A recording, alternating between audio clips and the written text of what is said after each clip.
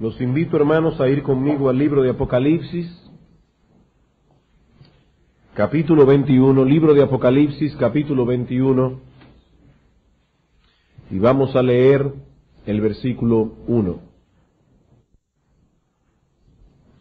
Vi un cielo nuevo y una tierra nueva, porque el primer cielo y la primera tierra pasaron, y el mar ya no existía más. La expresión cielo y tierra es usada en la Escritura para designar el universo completo. En Génesis capítulo 1, versículo 1 leemos que en el principio Dios creó los cielos y la tierra, en una clara referencia a la creación del universo.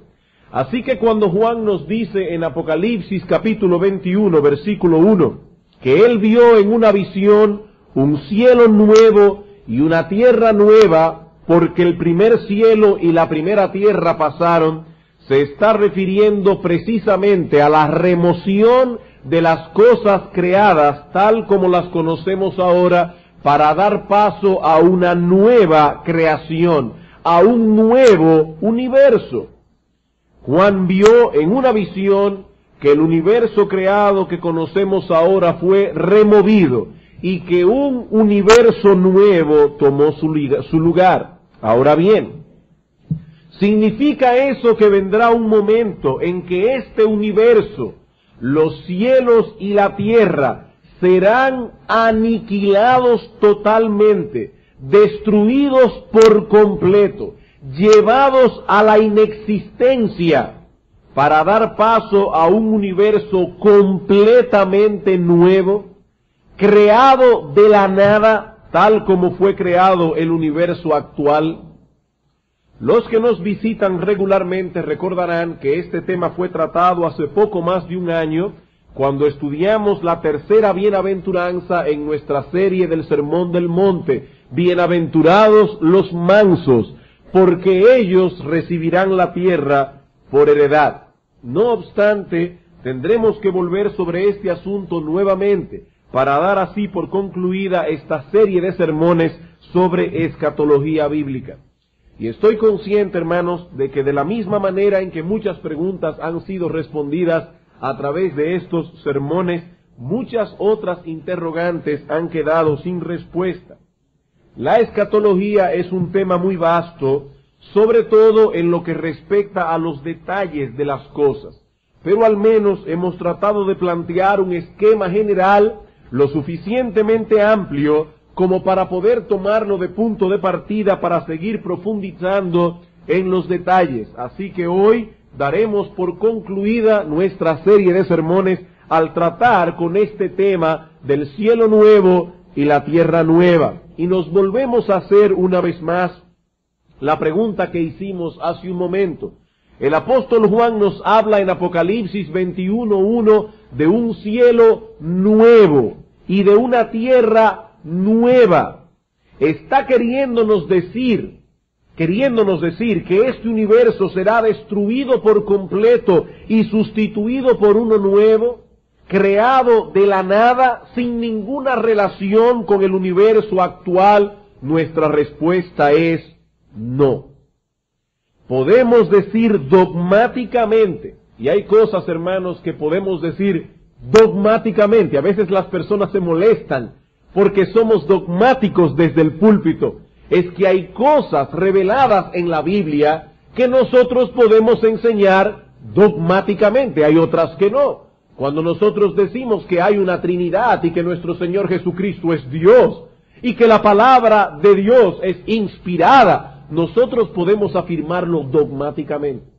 Bueno, de igual manera, podemos decir dogmáticamente que la palabra de Dios no enseña tal cosa, sino más bien la renovación, restauración o regeneración, para usar un término bíblico, de este universo actual.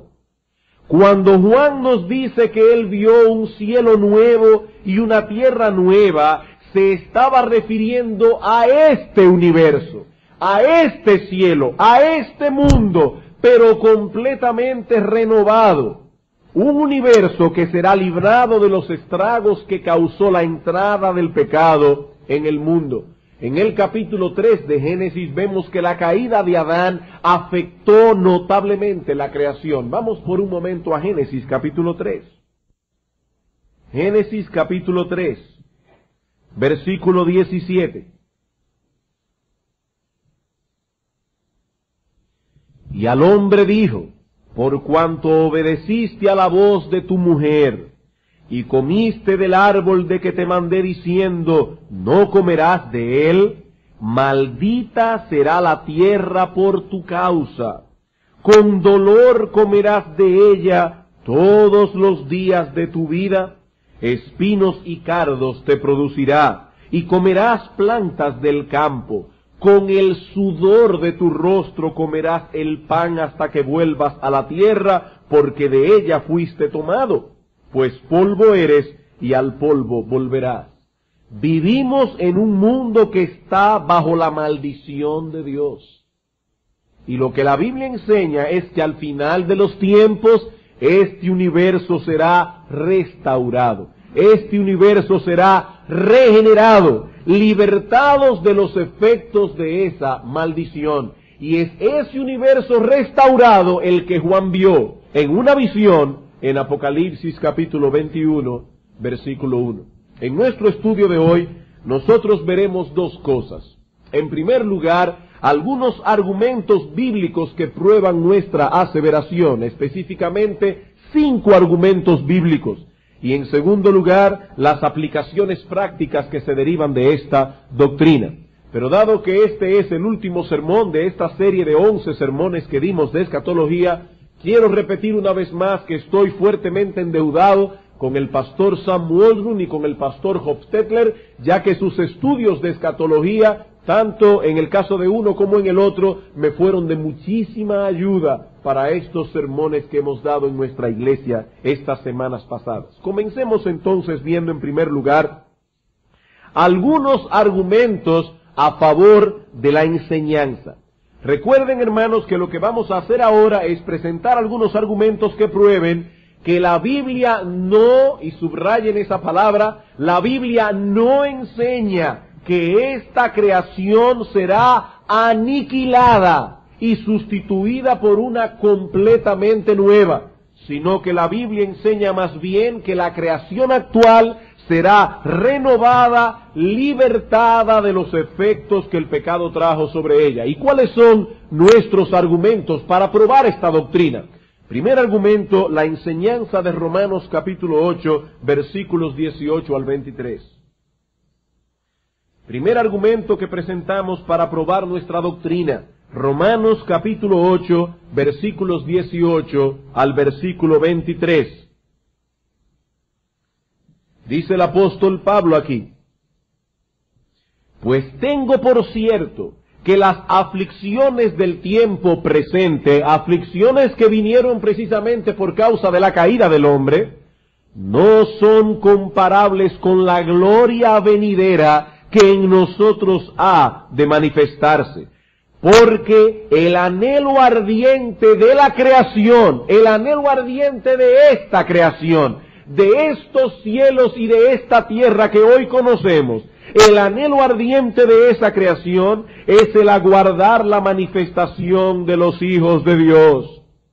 Porque la creación fue sujetada a vanidad, es decir, la creación fue sujetada a producir lo que no sirve. Are su jardín y plante en ellas rosas, gardenias, todo lo que usted quiera, pero no cuide el jardín y usted verá que la hierba mala va a crecer más rápido que las rosas, las gardenias y los claveles. Porque esta tierra está maldita por causa del pecado. Dios sujetó este mundo a vanidad, es decir, a producir lo que es vano, a producir lo que no sirve. Sigue diciendo el apóstol Pablo, no por su propia voluntad, sino por causa del que la sujetó en esperanza. Hay una esperanza para este mundo actual. Porque también la creación misma será libertada de la esclavitud de corrupción a la libertad gloriosa de los hijos de Dios. Porque sabemos que toda la creación gime a una, y a una está con dolores de parto hasta ahora, y no solo ella, sino que también nosotros, que tenemos las primicias del Espíritu, nosotros también gemimos dentro de nosotros mismos, esperando la adopción, la redención de nuestro cuerpo. El apóstol Pablo hace aquí una analogía entre lo que sucederá con nosotros y lo que sucederá con esta creación cuando llegue ese momento. ¿Qué sucederá con nosotros, hermanos? Que nuestros cuerpos serán resucitados. Y este cuerpo mortal será sustituido por un cuerpo de gloria. Ahora yo me pregunto, hermanos, en la resurrección, cuando nuestro Señor Jesucristo vuelva, ¿qué es lo que tendremos nosotros? ¿Otro cuerpo completamente diferente que no tiene nada que ver con el cuerpo que tenemos actualmente? O sea que si usted tenía 5 pies, va a tener 6, 5 ojos verdes. No, no, no. Es este cuerpo sin defecto. Es este cuerpo resucitado. Y el apóstol Pablo dice en 1 Corintios capítulo 15 que es como cuando usted siembra una semilla. Usted siembra una semilla de mango y sale una semilla de mango. No sale otra cosa. De igual manera estos cuerpos fueron sembrados en corrupción, resucitarán en incorrupción. Estos cuerpos fueron sembrados en deshonra, resucitarán en gloria. Eso es exactamente, dice Pablo, lo que le espera a esta creación. Esta creación actual anhela ardientemente no ser aniquilada, no ser destruida por completo, no ser llevada a la inexistencia. Esta creación anhela ser liberada de la maldición causada por el pecado. Anhela ser libertada, dice Pablo, de la esclavitud de corrupción a la libertad gloriosa de los hijos de Dios. Primer argumento entonces, la enseñanza del apóstol Pablo en Romanos capítulo 8, versículos 18 al 23. Segundo argumento, la enseñanza del Señor Jesucristo en Mateo capítulo 19, versículo 28. Mateo capítulo 19, versículo 28.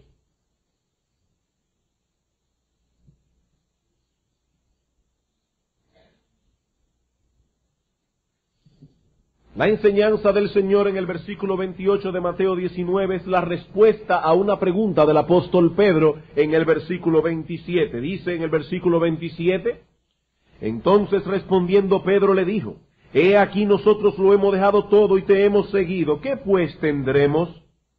Y Jesús les dijo, de cierto os digo que en la regeneración, cuando el Hijo del Hombre se siente en el trono de su gloria, vosotros que me habéis seguido también os sentaréis sobre 12 tronos para juzgar a las 12 tribus de Israel. Hay dos cosas, hermanos, que yo quiero hacer notar en esta mañana, en este texto. Hay varias cosas más que podríamos decir, pero hoy en la mañana, para nuestro propósito, me bastan dos.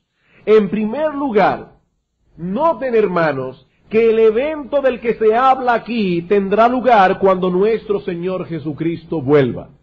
Sea de lo que sea que está hablando Cristo en Mateo 19, 28, cuando habla de la regeneración, es un evento que ocurrirá cuando nuestro Señor Jesucristo vuelva. Dice aquí, cuando el Hijo del Hombre se siente en el trono de gloria, y cuando el Hijo del Hombre se sentará en ese trono. Mateo capítulo 25, versículo 1, nos dice cuando vuelva a la tierra por segunda vez. Versículo 31. Mateo capítulo 25, versículo 31. Cuando el Hijo del Hombre venga en su gloria y todos los santos ángeles con él, entonces se sentará en su trono de gloria.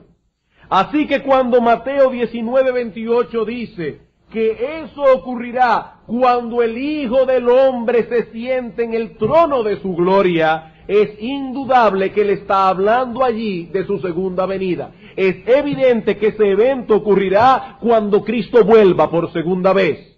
Eso es lo primero que yo quiero que ustedes noten.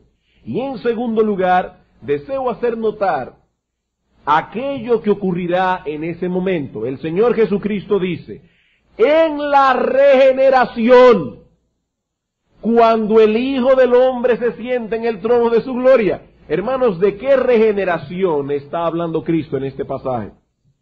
El comentarista William Hendrickson, y eso es lo que creen, hasta donde yo tengo entendido, casi todos los comentaristas y exégetas, no importa del bando en que estén. Pero cito a Hendrickson porque es un hombre muy erudito. Hendrickson comenta al respecto. En la regeneración, esto es, en lo que podríamos llamar el universo restaurado o renovado, el nuevo cielo y la nueva tierra, descrita en pasajes como Isaías 65:17, 66:22, segunda de Pedro 3:13, Apocalipsis 21:1, etc. Cuando el Señor Jesucristo vuelva, es lo que Él está enseñando aquí, la tierra no será aniquilada, pero tampoco continuará siendo lo que es ahora. Ninguna de las dos, ni será aniquilada, ni continuará siendo lo que es ahora. En la segunda venida de Cristo la tierra será regenerada, la tierra será renovada. Toda la creación sufrirá una extraordinaria transformación. Así que no es un reino milenial lo que será instaurado cuando Cristo vuelva, donde vivirán juntos personas en cuerpos naturales y personas en cuerpos glorificados. No, todo será transformado cuando el Señor Jesucristo vuelva. Tercer argumento. La enseñanza del apóstol Pedro en Hechos capítulo 3, versículo 21. La enseñanza del apóstol Pedro. Ya vimos la enseñanza de Pablo, ya vimos la enseñanza del Señor.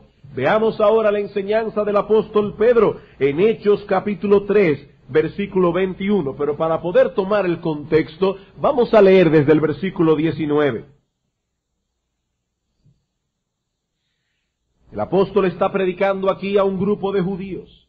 Así que, arrepentíos y convertíos para que sean borrados vuestros pecados, para que vengan de la presencia del Señor tiempos de refrigerio, y Él envíe a Jesucristo que os fue antes anunciado. Ahora noten, a quien de cierto es necesario que el cielo reciba hasta los tiempos de la restauración de todas las cosas de que habló Dios por boca de sus santos profetas que han sido desde tiempos antiguos. Los cielos deben retener al Señor hasta los tiempos ¿de qué? De la aniquilación de todas las cosas. No, hermanos, de la restauración de todas las cosas. Y una vez más, quiero que noten dos enseñanzas claras del texto. En primer lugar, algo que es evidente en nuestro texto, que el Señor ascendió a los cielos luego de la resurrección y que allí estará hasta su segunda venida. Es claro eso, ¿verdad? Dice aquí, vuelvo y leo, a quien de cierto es necesario que el cielo reciba hasta los tiempos de la restauración de todas las cosas. Es necesario que Cristo permanezca en el cielo hasta el tiempo en que todas las cosas sean restauradas. Nada se nos dice allí de dos segundas venidas de Cristo, una secreta y otra pública. Una 7 años antes de su segunda venida pública en secreto, que solamente los cristianos se van a enterar para raptar a su iglesia. Nada se habla en ese texto de tal cosa. El Señor permanecerá en el cielo hasta el momento de su retorno definitivo. ¿Y cómo sabemos que ese retorno de Cristo es definitivo? Por lo que el texto también enseña, en segundo lugar, que cuando el Señor Jesucristo vuelva, todas las cosas serán restauradas. todas las cosas serán restauradas. Y dice Pedro, tal como fue profetizado por los profetas en el Antiguo Testamento. Hermanos, ahí se cumplirán todas esas profecías, como veremos dentro de unos momentos, que aparecen en los libros de Isaías 65, 66, 11, 26, cuando habla de que el lobo y el cordero morarán juntos, de que un niño pastoreará una serpiente de áspid, de que no habrá más mal en toda la tierra que el Señor ha hecho. Dice Pedro, todo eso ocurrirá cuando nuestro Señor Jesucristo vuelva. Así que Pedro no asume que habrán 2 o 3 segundas venidas, sino una sola. Y cuando eso ocurra, todo será restaurado. Ya no habrá mezcla en el mundo de justos e injustos, de buenos y malos. El día de la segunda venida de Cristo es el día de la restauración y renovación de la creación. No aniquilación, sino transformación. Eso es, hermanos, lo que nos espera cuando el Señor Jesucristo vuelva. Cuarto argumento, la enseñanza del mismo apóstol Pedro en 2 de Pedro capítulo 3. Hermanos, noten que no estamos tomando un texto oscuro de las Escrituras para crear todo un andamiaje teológico en base a un texto oscuro de las Escrituras. Estamos citando varios pasajes del Nuevo Testamento que enseñan la misma cosa. 2 de Pedro capítulo 3 versículos 10 al 14. Pero el día del Señor vendrá como ladrón en la noche, en el cual los cielos pasarán con grande estruendo, y los elementos ardiendo serán deshechos, y la tierra y las obras que en ella hay serán quemadas. Puesto que todas estas cosas han de ser deshechas, ¿cómo no debéis vosotros andar en santa y piadosa manera de vivir? Esperando y apresurándoos para la venida del día de Dios, en el cual los cielos encendiéndose serán deshechos, y los elementos siendo quemados se fundirán. Pero nosotros esperamos, según sus promesas, cielos nuevos y tierra nueva, en los cuales mora la justicia. Por lo cual, oh amados, estando en espera de estas cosas, procurad con diligencia ser hallados por Él, sin mancha e irreprensibles en paz.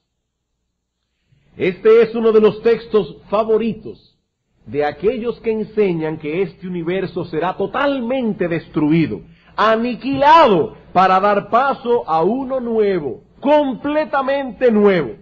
No obstante, si observamos este pasaje más detenidamente, veremos que lejos de enseñar tal cosa, este pasaje confirma las enseñanzas de los textos que hemos leído anteriormente. Quiero que veamos 3 cosas en este texto. Noten en primer lugar el tiempo en que estos eventos toman lugar, y verán que es el mismo tiempo que narran los otros pasajes del Nuevo Testamento. Pedro nos dice que será en el día del Señor. Versículo 10. Pero el día del Señor vendrá. ¿Y qué día es ese? Indudablemente el día de la segunda venida de Cristo. ¿Y cómo lo sabemos? Bueno, en primer lugar porque es el contexto del mismo pasaje. Dicen los versículos 1 al 4 el apóstol Pedro que en los postreros días vendrán personas burladoras. ¿Y de qué se burlarán? Diciendo, versículo 4, ¿y dónde está la promesa de su advenimiento? ¿Y cuándo es que Cristo viene? Que yo estoy oyendo continuamente que Cristo viene y nada de venir. ¿Dónde está la promesa de su advenimiento? Porque desde el día en que los padres durmieron, todas las cosas permanecen así, como desde el principio de la creación. Y Pedro, hablando de ese mismo día, del advenimiento del Señor, dice, porque el día del Señor, el día de su venida, vendrá como ladrón en la noche.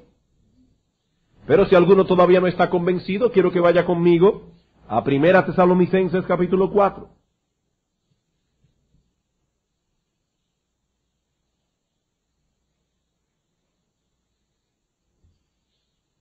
Primera Tesalonicenses capítulo 4 versículo 13. Pasaje que habla del arrebatamiento de la iglesia. Hermanos, nosotros creemos que hay un arrebatamiento de la iglesia porque el apóstol Pablo lo enseña claramente en Primera Tesalónica. Lo que no creemos es que ese arrebatamiento ocurrirá 7 años antes de la verdadera y definitiva segunda venida de Cristo. No, hermanos. La Biblia enseña que Cristo vuelve y cuando Cristo vuelva va a ocurrir todo eso. Noten lo que dice Pablo.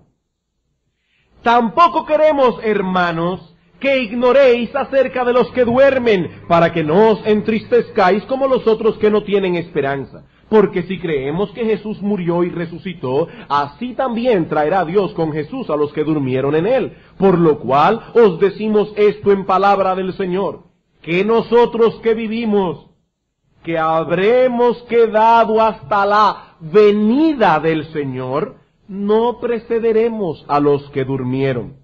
Porque el Señor mismo, con voz de mando, con voz de arcángel y con trompeta de Dios, descenderá del cielo, y los muertos en Cristo resucitarán primero. Luego nosotros, los que vivimos, los que hayamos quedado, seremos arrebatados juntamente con ellos en las nubes para recibir al Señor en el aire, y así estaremos siempre, no en el aire, sino con el Señor. Donde quiera que vaya el Señor, vamos nosotros.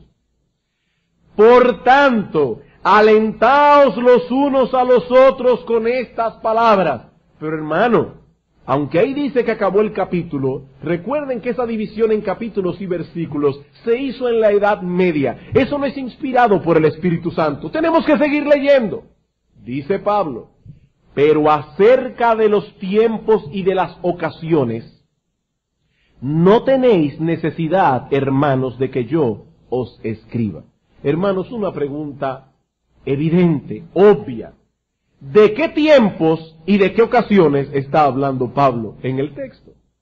Pablo está diciendo, no queremos que ignoren que cuando el Señor Jesucristo vuelva, los muertos en Cristo resucitarán primero, y los que viven serán arrebatados para estar para siempre con el Señor. Pero acerca de los tiempos y de las ocasiones, evidentemente en que todo eso ocurrirá, no tenéis necesidad, hermanos, de que yo os escriba, porque vosotros sabéis perfectamente que el día del Señor vendrá así como ladrón en la noche. Que cuando digan paz y seguridad, entonces vendrá sobre ellos, no sobre nosotros, destrucción repentina como los dolores a la mujer encinta, y no escaparán. Y es evidente, hermanos, que Pablo, está hablando aquí de un solo tiempo, de un solo evento que será de gozo para unos y destrucción para otros en el mismo momento, porque sigue diciendo, mas vosotros, hermanos, no estáis en tinieblas para que aquel día os sorprenda como ladrón. Para ellos será como ladrón, pero no para nosotros. No para nosotros, hermanos, nosotros somos hijos del día. No somos hijos de las tinieblas para que aquel día nos sorprenda como un ladrón. No, cuando aquel día llegue nosotros estaremos preparados para recibir a nuestro bendito Señor y Salvador Jesucristo. Hermanos, las Escrituras insisten una y otra vez, en que la segunda venida de Cristo traerá consigo un tiempo de juicio y un tiempo de cambios dramáticos en el mundo. ¿Cuándo ocurrirá entonces aquello que Pedro narra en segunda de Pedro 3? El día que el Señor Jesucristo vuelva. ¿No es eso lo que dice Cristo? ¿No es eso lo que dice Pablo? ¿Es eso lo que dice Pedro? En segundo lugar, volvamos a nuestro texto otra vez, segunda de Pedro capítulo 3. En segundo lugar, noten, hermanos, que hay un paralelo en el contexto del capítulo 3 de segunda de Pedro entre la destrucción que se produjo en el tiempo de Noé, cuando la tierra fue destruida por un diluvio, y la destrucción que tendrá lugar cuando el Señor Jesucristo vuelva. Hay un paralelo entre estas dos destrucciones. Vean el versículo 5 del capítulo 3. Estos ignoran voluntariamente que en el tiempo antiguo fueron hechos por la palabra de Dios los cielos y también la tierra, que proviene del agua y por el agua subsiste, por lo cual el mundo de entonces pereció, fue destruido, anegado en agua. Pero los cielos y la tierra que existen ahora están reservados por la misma palabra, guardados para el fuego en el día del juicio y de la perdición de los hombres impíos. Hermanos, una pregunta. En los días de Noé, cuando este mundo fue destruido, cuando este mundo pereció, anegado en agua, ¿fue este universo aniquilado? ¿Fue este universo destruido por completo de tal manera que Dios tuvo que crear otro de la nada? Por supuesto que no. Este mundo no fue llevado a la inexistencia para dar paso a uno completamente nuevo. Y es esa la analogía que usa el apóstol Pedro para hablar de la destrucción que tendrá lugar cuando nuestro Señor Jesucristo vuelva. Así que no hay razón para pensar que el mundo actual será aniquilado cuando el Señor vuelva, aunque sí será destruido como lo fue en los tiempos antiguos, en los días de Noé. Y en tercer lugar, la palabra que encontramos en el versículo 10, cuando dice que la tierra y las obras que en ella hay serán quemadas, es la misma palabra griega que aparece en Mateo capítulo 3, versículo 12, para referirse al castigo que sufrirán los impíos en el infierno. Vamos a Mateo capítulo 3, versículo 12. Mateo capítulo 3, versículo 12. Dice Juan el Bautista: su aventador está en su mano, y limpiará su era, y recogerá su trigo en el granero, y quemará la paja en fuego que nunca, nunca se apagará. Es evidente en ese mismo texto que los impíos no serán aniquilados en el infierno, como enseñan los adventistas del séptimo día y como enseñan los testigos de Jehová, sino que serán castigados allí por los siglos de los siglos. Si los impíos dejaran de existir en el infierno, ¿qué sentido tendría que se hablara allí de un fuego que nunca se apagará? Como pueden ver entonces, hermanos, en 2 de Pedro capítulo 3, versículo 10, no se habla de la aniquilación total de este universo, sino más bien de la destrucción de las cosas creadas para dar paso a una nueva creación que no es otra que este mismo universo con este mismo planeta Tierra, pero totalmente purificado, totalmente renovado, totalmente transformado. Nuestra última argumentación, Apocalipsis capítulo 21, versículo 1, el texto que estamos estudiando en estos sermones. Apocalipsis capítulo 21, versículo 1.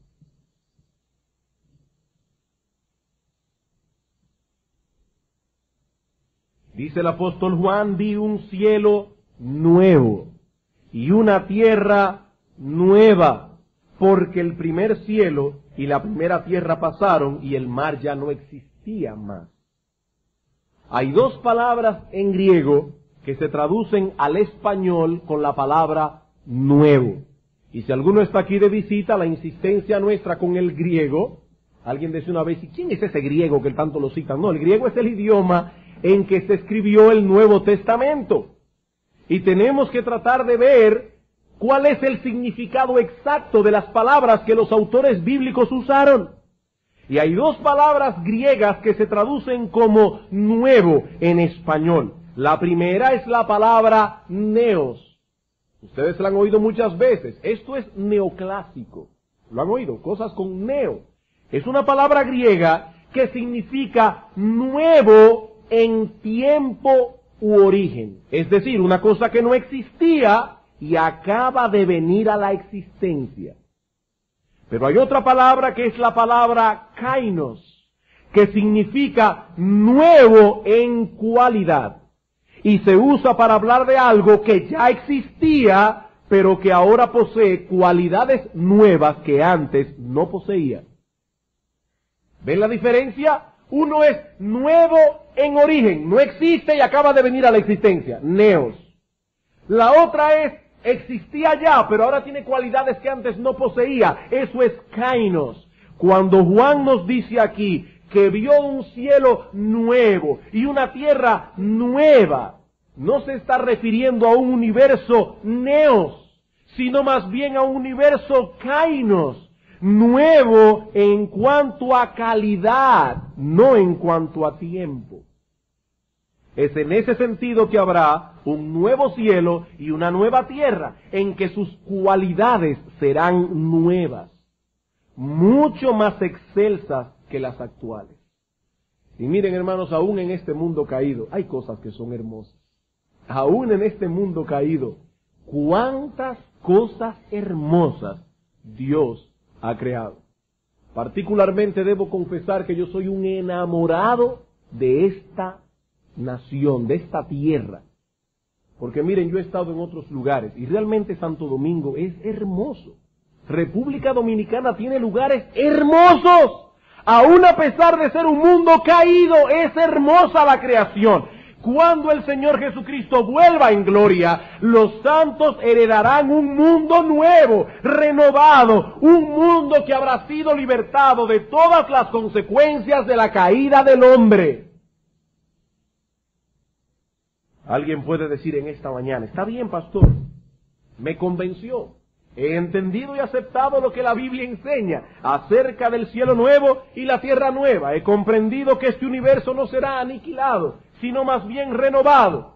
Pero ahora me pregunto, ¿qué importancia tiene todo esto? ¿Por qué tomar un sermón un domingo en la mañana y la mitad del sermón para dar argumentos para probar esto? ¿Por qué tanto empeño en demostrar esta verdad? Eso nos lleva a nuestro segundo punto, la importancia de esta doctrina. Ya vimos los argumentos que prueban la doctrina. Veamos ahora en segundo lugar la importancia de esta doctrina. 4 cosas. En primer lugar, si no poseemos una comprensión clara de estas cosas, no tendremos una perspectiva correcta de la vida futura. Si no tenemos una comprensión clara de estas cosas, tampoco tendremos una perspectiva correcta de la vida futura. Hermanos, muchos al día de hoy, y creo tristemente que aún miembros de esta iglesia que han estado sentados aquí oyendo muchas veces hablar de estas cosas, tienen un concepto muy etéreo de la vida futura. Ellos esperan poseer por la eternidad una nube privada y un arpa privada, la cual estarán tocando por la eternidad vestidos de blanco. Se pasarán la eternidad saltando de nube en nube, con un arpa en la mano, vestidos de blanco. Pero ¿es eso realmente lo que nos espera en la eternidad? ¿Habitar una nube privada con nuestra arpa privada, sin hacer ninguna otra cosa que saltar de nube en nube visitando a Abraham, a David? ¿Es eso, hermanos, lo que haremos en la eternidad? Hermanos, ese concepto no es bíblico. La Biblia enseña más bien que este mundo será renovado, que este mundo será transformado y que los santos vivirán por siempre en esta tierra en comunión con Dios por siempre. Ah, pero yo creía que eso era lo que enseñaban los testigos de Jehová. Hermano, el que los testigos de Jehová enseñen algo, eso no quiere decir que es incorrecto. La Iglesia Católica cree en la Trinidad, nosotros creemos en la Trinidad. La Iglesia Católica cree que la Biblia es la palabra de Dios, nosotros creemos que la Biblia es la palabra de Dios. De hecho, sorpréndase, los concilios que hubieron en la Iglesia en los primeros 4 siglos, la Iglesia Católica los cree igualito que nosotros. Lo que los santos de los primeros 4 siglos hablaron en todos esos concilios, el concilio de Nicea, el concilio de Constantinopla, el concilio de Orange, nosotros creemos exactamente lo mismo. El hecho de que una iglesia falsa crea una cosa no quiere decir que es mentira. Tenemos que ir a la palabra de Dios y ver lo que enseña la palabra de Dios. ¿Y qué enseña la palabra de Dios? Apocalipsis capítulo 21, versículo 1. Vi un cielo nuevo y una tierra nueva. Pastor, ¿y cómo usted sabe que no viviremos en el cielo nuevo? Porque dice, porque el primer cielo y la primera tierra pasaron y el mar ya no existía más. Y yo, Juan, vi la santa ciudad, la nueva Jerusalén, descender del cielo de Dios, dispuesta como una esposa ataviada para su marido. Y oí una gran voz del cielo que decía, he aquí el tabernáculo de Dios con los hombres, y Él morará con ellos, y ellos serán su pueblo, y Dios mismo estará con ellos como su Dios. Enjugará Dios toda lágrima de los ojos de ellos, y ya no habrá muerte, ni habrá más llanto, ni clamor, ni dolor, porque las primeras cosas pasaron. He ahí, hermanos, la imagen bíblica de la vida futura. La nueva Jerusalén desciende del cielo para morar en la nueva tierra. Como dice Anthony Hokeman, es en esa nueva tierra entonces donde esperamos pasar la eternidad, disfrutando de sus bellezas, explorando sus recursos. Hermano, no crea que en el cielo no se va a hacer nada. No, en la nueva tierra hay muchas cosas que hacer, pero ya sin la maldición que se introdujo por la caída. Así que si alguien pensaba en el cielo o en la eternidad como una vagancia perpetua, se equivocó. El trabajo fue introducido por Dios antes de la caída y habrá trabajo que hacer en el cielo. ¿Qué habrá que hacer? Yo no sé.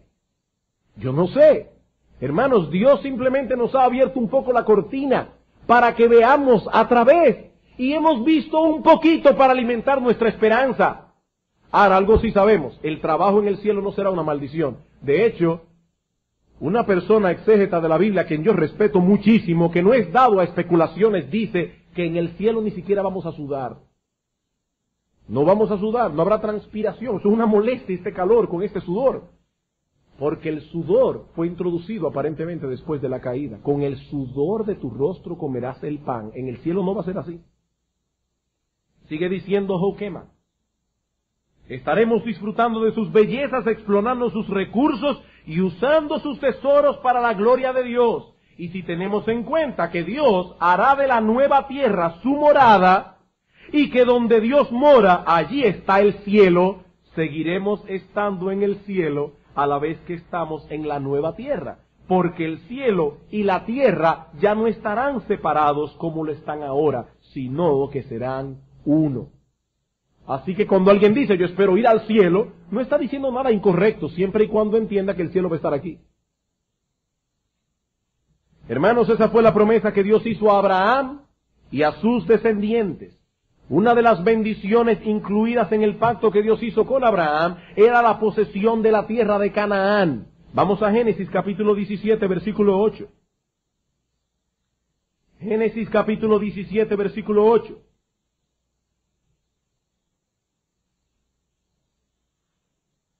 Dice Dios a Abraham, y te daré a ti, noten, te daré a ti y a tu descendencia, después de ti, la tierra en que moras, toda la tierra de Canaán en heredad perpetua, y seré el Dios de ellos. ¿Recuerdan esa palabra en Apocalipsis? Él morará con ellos como su Dios, ellos serán su pueblo. Aquí está el cumplimiento de la promesa que Dios hizo a Abraham. Ahora, hermanos, ¿cómo debemos entender esa promesa? ¿Estaba Dios prometiendo simplemente que el pueblo de Israel, la descendencia física de Abraham, heredaría perpetuamente la tierra literal de Canaán? ¿Ese pedazo de tierra que hoy conocemos como Palestina? ¿Es eso lo que creen los dispensacionalistas? ¿Es así como debemos interpretar esa promesa? No, hermanos. Esa interpretación de los dispensacionalistas tiene dos graves problemas. En primer lugar, la Biblia no limita la descendencia de Abraham únicamente a los judíos. Ese es el primer problema. Gálatas capítulo 3, versículo 27. Yo sé que hemos visto esto antes, pero solo lo cito para probar mi punto. Gálatas capítulo 3, versículo 27.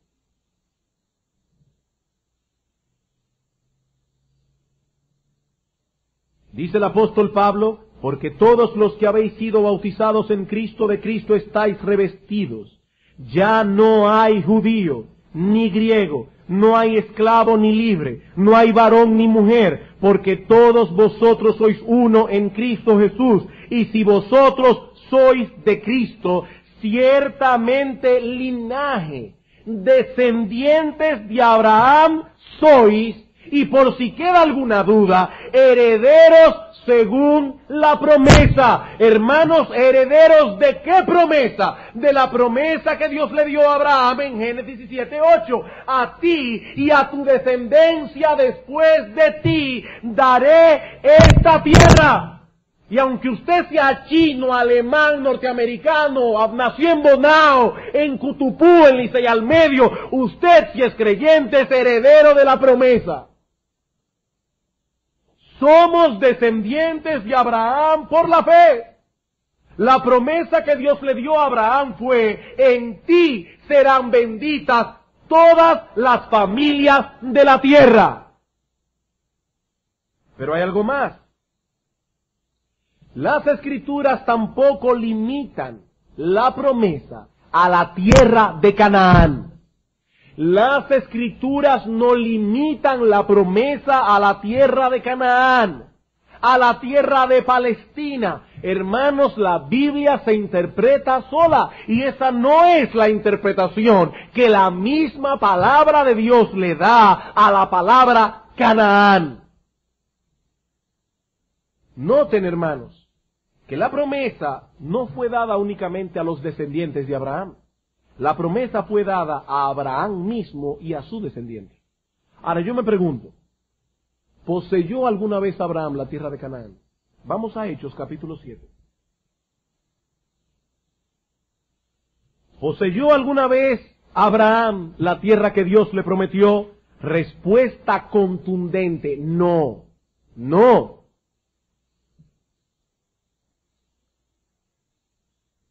Dice Hechos 7:3.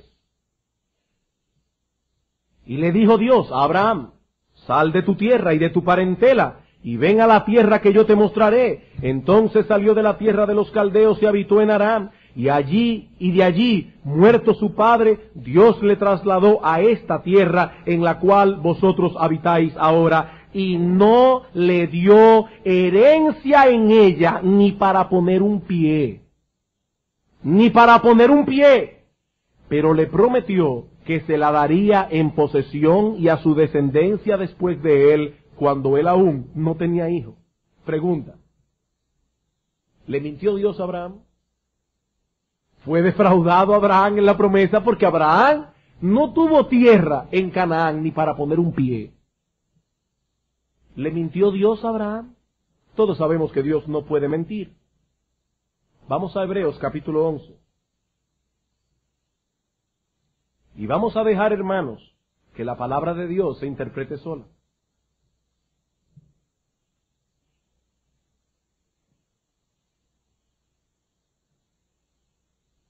Hebreos capítulo 11, versículo 8.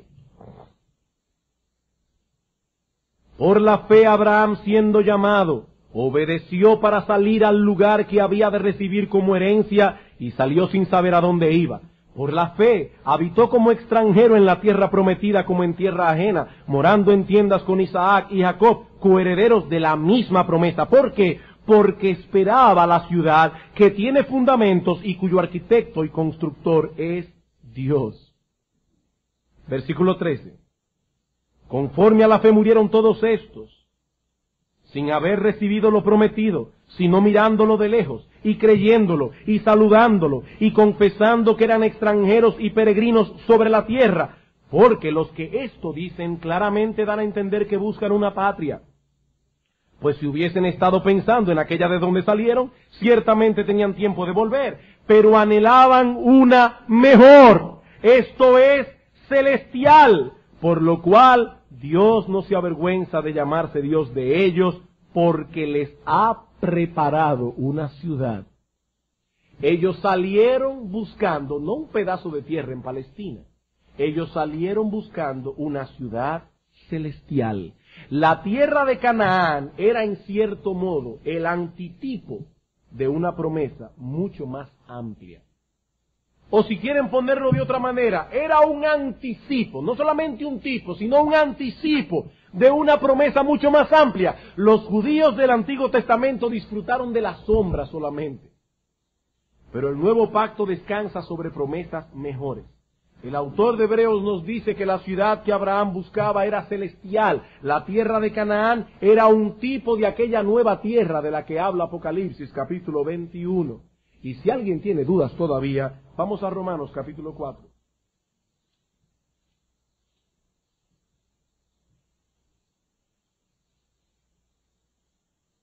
Versículo 13.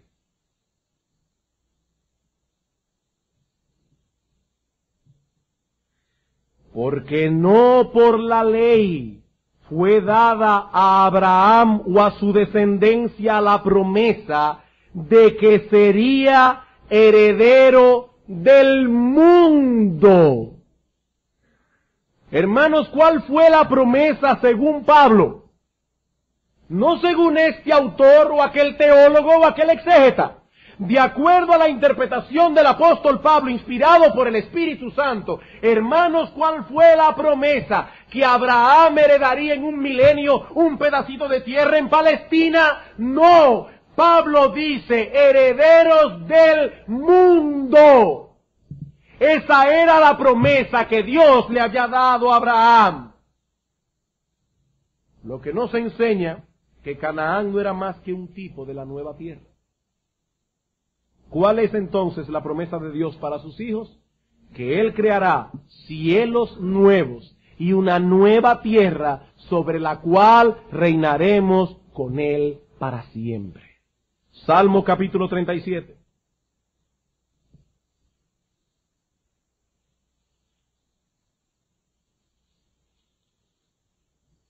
Versículo 9. Porque los malignos serán destruidos, pero los que esperan en Jehová, ellos heredarán la tierra. Pues de aquí a poco no existirá el malo, observarás su lugar y no estará allí, pero los mansos heredarán la tierra y se recrearán con abundancia de paz. Versículo 22, porque los benditos de él heredarán la tierra, y los malditos de él serán destruidos. Versículo 29, los justos heredarán la tierra y vivirán 1000 años. No, para siempre sobre ella. Versículo 34, espera en Jehová, guarda su camino, y él te exaltará para heredar la tierra. ¿Cuándo? Cuando sean destruidos los pecadores lo verás. Aquí no está hablando de un milenio donde viven personas en cuerpos naturales y otros en cuerpos glorificados y que al final habrá una rebelión al final de los 1000 años. Aquí dice, Cristo viene, los impíos son destruidos y los benditos de Jehová heredarán la tierra para vivir para siempre sobre ella. Hermanos, más claro de ahí es difícil de encontrar. Hay que tener una mente muy prejuiciada para no entender esas cosas. ¿Qué dice el Señor Jesucristo en Mateo 5:5? Bienaventurados los mansos. ¿Por qué? Porque ellos recibirán la tierra por heredad. Apocalipsis capítulo 5, versículo 9 al 10. Y cantaban un nuevo cántico diciendo, digno eres de tomar el libro y de abrir sus sellos, porque tú fuiste inmolado y con tu sangre nos has redimido para Dios de todo linaje y lengua y pueblo y nación, y nos has hecho para nuestro Dios reyes y sacerdotes y reinaremos sobre la tierra. Apocalipsis capítulo 11, versículo 15. El séptimo ángel tocó la trompeta y hubo grandes voces en el cielo que decían, los reinos del mundo, de este mundo, han venido a ser de nuestro Señor y de su Cristo, y Él reinará por 1000 años, no, por los siglos de los siglos. Hermanos,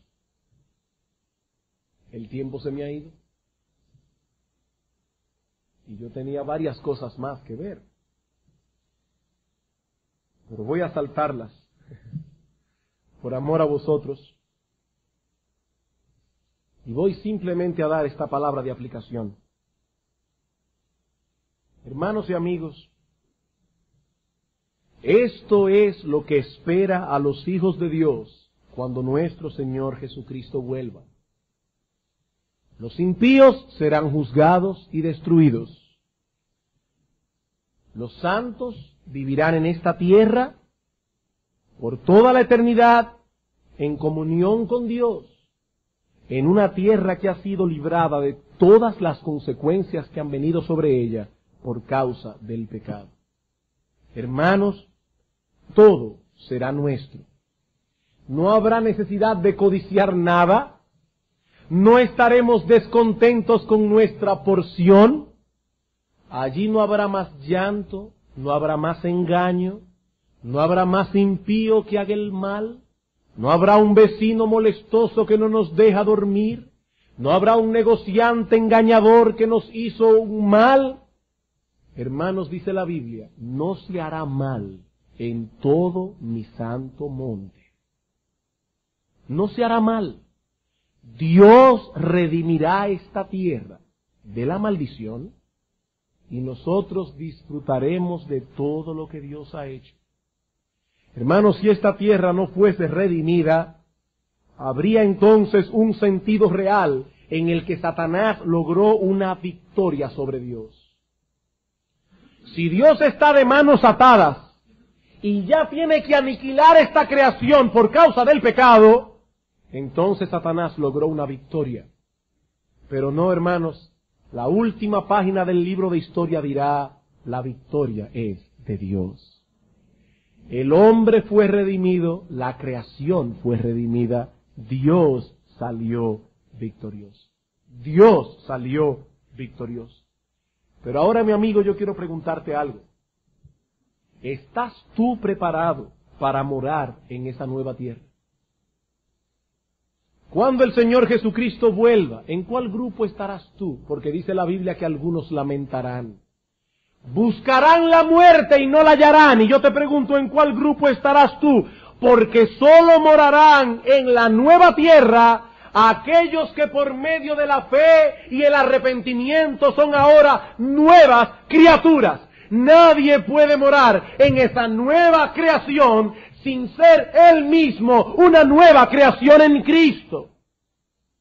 Dice la palabra de Dios que los que estamos en Cristo Jesús, nueva criatura somos. Las cosas viejas pasaron, he aquí todas son hechas nuevas. Y yo te pregunto una vez más, mi amigo, ¿alguna vez has venido a Cristo en arrepentimiento y fe, pidiendo perdón por tus pecados, descansando únicamente en la justicia de Cristo, y la gracia del Espíritu de Dios ha venido sobre ti y te ha transformado? No para que seas perfecto, porque la perfección nadie la alcanzará de este lado del cielo. Pero puedes decir, mi amigo, que la gracia de Dios te ha transformado. Que hay muchas evidencias en tu vida de que no eres el mismo, de que eres una nueva creación en Cristo. Si es así, gózate en todo lo que hemos dicho hoy, porque estas promesas, mi hermano, son para ti. No para Israel, son para ti. Y para todos aquellos que desde la caída de Adán hasta el último salvo han depositado su fe en la promesa de Dios de que habría de enviar a un Salvador. Pero mi amigo, si no puedes decir con una limpia conciencia que el poder del Espíritu de Dios no te ha transformado, estas promesas no son para ti. Y el día de la venida del Señor Jesucristo va a ser el día más amargo de tu existencia.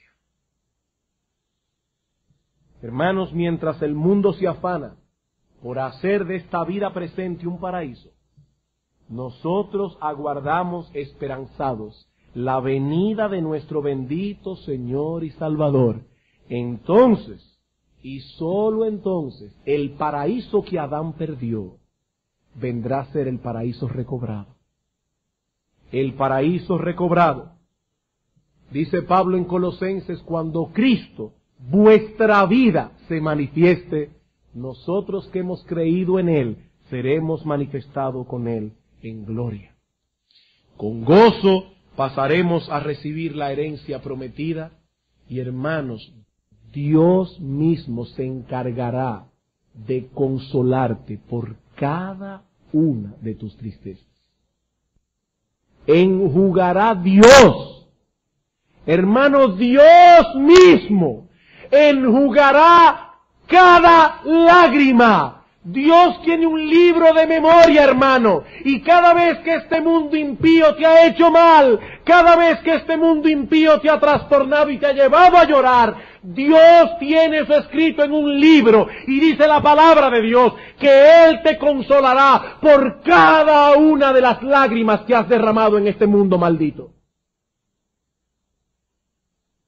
No habrá muerte, no habrá llanto ni dolor, porque las primeras cosas pasaron. Y como hemos dicho muchas veces, será en ese momento cuando veremos quiénes fueron tontos y quiénes fueron sabios. Porque hay muchos, y tristemente muchos, que engañados profesan ser cristianos, que están tratando de hacer de este mundo un paraíso. Esos irán al infierno por toda la eternidad. Que el Señor nos conceda el que podamos recordar continuamente esta promesa durante nuestro peregrinaje aquí en la tierra, para que con mansedumbre y paciencia esperemos el cumplimiento de la promesa.